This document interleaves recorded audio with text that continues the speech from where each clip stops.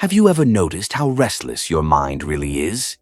Even as you sit here, listening to these words, part of you is probably planning tomorrow, replaying something from yesterday, or drifting into a scenario that hasn't even happened yet. This constant pull away from the present moment feels normal, but it's not harmless. It's the silent thief of your peace, the hidden cause of anxiety, and the main reason so many people feel disconnected, unfulfilled, and endlessly searching for something more. The truth is, most of us live our lives everywhere but here. Our bodies are in this moment, but our minds are scattered across time, and we don't even realize how much this costs us. Today, I want to invite you to see clearly what's been happening inside of you, and more importantly, to discover how to break free from it. Because once you understand the trap, you can finally step into a deeper freedom that has always been waiting for you. Let's start with something simple. Close your eyes for a second and just notice the thoughts running through your mind. If you really pay attention, you'll notice a voice, the inner narrator that never stops talking. It comments, it judges, it analyzes. It reminds you of things you should have done differently. It warns you about things that could go wrong in the future. It compares you to other people. It creates entire stories out of thin air, then convinces you to feel emotions about them, even though they're not real. This voice is like a radio that never shuts off. And here's the shocking part. Most of us have become so used to it that we actually believe this voice is who we are. But it isn't. It's only a conditioned pattern, a mental program running on autopilot. This inner voice is useful for survival, for our ancestors. Being able to anticipate danger, replay past mistakes, and prepare for the unknown was a matter of life and death. But today, that same voice has turned against us. It treats every minor inconvenience like a threat. It tells us stories that keep us worried, restless, and afraid. It convinces us that the present moment is never enough, that happiness is always somewhere else. This is the invisible prison. A prison not built of walls or bars, but of thought. Think about your daily life. When you're eating a meal, are you really tasting it? Or are you thinking about the emails you need to answer? When you're walking outside, are you noticing the air, the colors, the sounds? Or are you lost in mental chatter about tomorrow's schedule? Even in conversations, are you truly listening, or are you secretly planning your response while the other person is speaking? We miss life because we're not here for it. We're lost in the movie playing inside our heads. And here's the irony. That inner movie is almost never positive. It's filled with worry, comparison, self-doubt, and imagined problems. It creates tension in the body, stress in the heart, and exhaustion in the spirit. You might even notice that sometimes your mind will create problems just so it has something to do. Have you ever been lying in bed at night, safe and warm, and suddenly your brain digs up a random, embarrassing memory from 10 years ago? That's the mind's addiction to activity. It doesn't know how to stop. But what if you could step out of that cycle? What if you could wake up from the endless stream of thought and actually experience life as it is? Fresh, vibrant, alive? That's not only possible, it's your birthright. One of the biggest traps of the mind is its obsession with time, the past and the future. That's where the mind lives. It replays the past, mistakes, regrets, things you wish you had done differently. And it projects into the future, fears, worries, endless what-ifs. But notice this. The past is gone. It doesn't exist anymore. The future hasn't arrived. It doesn't exist yet. The only thing that is real is right now. And yet, how much of your life do you spend anywhere but now?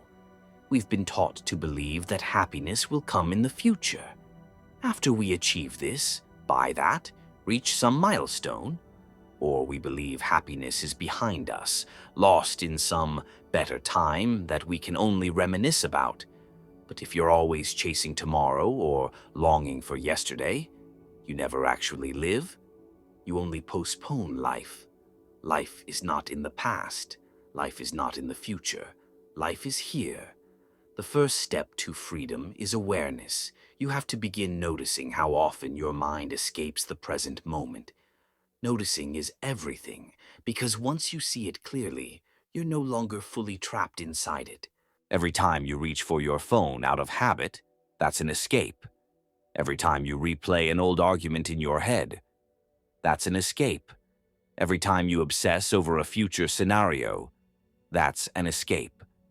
And the most subtle form of escape is this: thinking about being present instead of actually being present. The mind can even turn spirituality into another game of thought. So, the question is, how do you stop escaping? You don't have to fight the mind. You don't have to silence it or force it to stop. In fact, trying to resist it only gives it more power. Instead, you shift your attention. Right now, notice your breathing. Don't think about it, just feel it. The gentle rising and falling. That's reality. That's now. Notice the sensations in your body, the weight of where you're sitting, the feeling in your hands, the sounds around you. These are gateways back to presence. Every time your mind drags you away, you can gently return, over and over, until being here becomes more natural than being lost. This isn't about perfection. It's about practice, about choosing to return again and again to the only moment you'll ever truly have, this one. What happens when you begin to live more in the present? The first thing you'll notice is peace, not the kind of peace that depends on everything going right, but a deeper peace that's always available beneath the surface noise. You'll also notice clarity. When you're not clouded by endless mental chatter, decisions become easier. You see what needs to be done without the fog of overthinking. Relationships transform too. When you give someone your full presence, they feel it. You listen more deeply, connect more honestly, and experience real intimacy instead of distracted interaction. Even ordinary moments become extraordinary. A simple walk, a meal, or a conversation becomes rich and alive when you're actually there for it. And perhaps most importantly, you realize that happiness was never somewhere else. It was always here, hidden beneath the noise of your own mind. Here's the most powerful truth. You are not your thoughts. You are the one who notices them. You are the awareness behind the voice. The thoughts may come and go, but you remain. Like clouds drifting across the sky, thoughts pass through the vast space of your awareness. They can't define you because you're the sky, not the clouds. The moment you see this clearly, you begin to wake up. You realize that the prison of thought was never locked. The door was always open. You only had to notice it. Does this mean you'll never think again? Of course not. The mind is a powerful tool. It helps you plan, create, and solve problems. But the key is to use the mind when you need it, instead of letting it use you. When the task is done, you can return to presence. You can put the tool down. You don't have to carry it everywhere, all the time. Living beyond the mind doesn't mean rejecting thought. It means no longer being enslaved by it. It means remembering that you are awareness first and thought second. So, here's the invitation. The next time you catch yourself drifting into the past or worrying about the future, pause, breathe. Notice the present moment. Feel your feet on the ground. Notice the air moving in and out. Pay attention to what is real, right here, right now.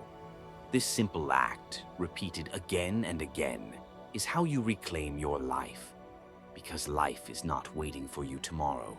It's not hidden in some perfect future. It's happening here, in this breath, in this step, in this moment. The question is, will you be here for it?